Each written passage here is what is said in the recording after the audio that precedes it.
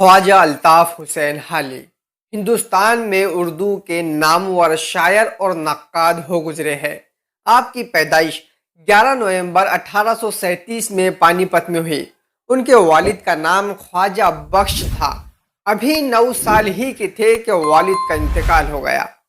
بڑے بھائی امداد حسین نے پرورش کی۔ آپ نے پہلے قرآن مجید حفظ کیا۔ 17 برس کی عمر میں ان کی شادی کر دی گئی۔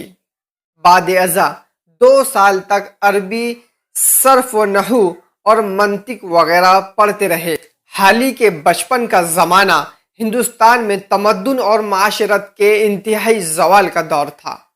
سلطنت مغلیہ جو 300 سال سے اہل ہند خصوصاً مسلمانوں کی تمدنی زندگی کی مرکز بنی ہوئی تھی، دم توڑ رہی تھی۔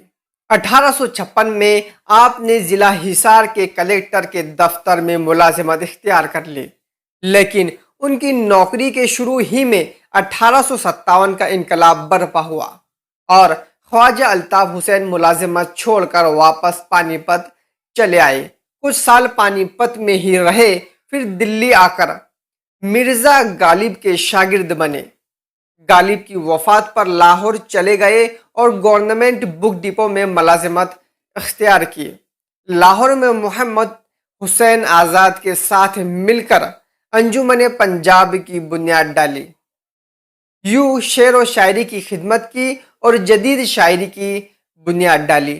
4 سال لاہور میں رہنے کے بعد دلی چلے گئے اور اینگلو عربک کالج میں معلم ہو گئے۔ وہاں سر سید احمد خان سے ملاقات ہوئی اور ان کے خیالات سے متاثر ہوئے۔ اسی دوران 1879 میں مسدس حالی اور اسی طرز کی بہت سی نظمیں لکھی، جن کے سیدھے سادے الفاظ میں انہوں نے فلسفہ، تاریخ، معاشرت اور اخلاق کے ایسے پہلو بیان کیے جن کو نظر انداز کیا جا رہا تھا۔ ملازمت سے فارغ ہونے کے بعد پانی پت میں رہتے ہوئے مسلمانوں کی قومی، ملی اور علمی خدمات انجام دیتے رہے۔ انہی خدمات کو سراہتے ہوئے شمس العلماء کے خطاب سے نوازا گیا۔ آپ نے 31 دسمبر 1914 کو پانی پت میں وفات پائی اور وہیں پر دفن کیے گئے۔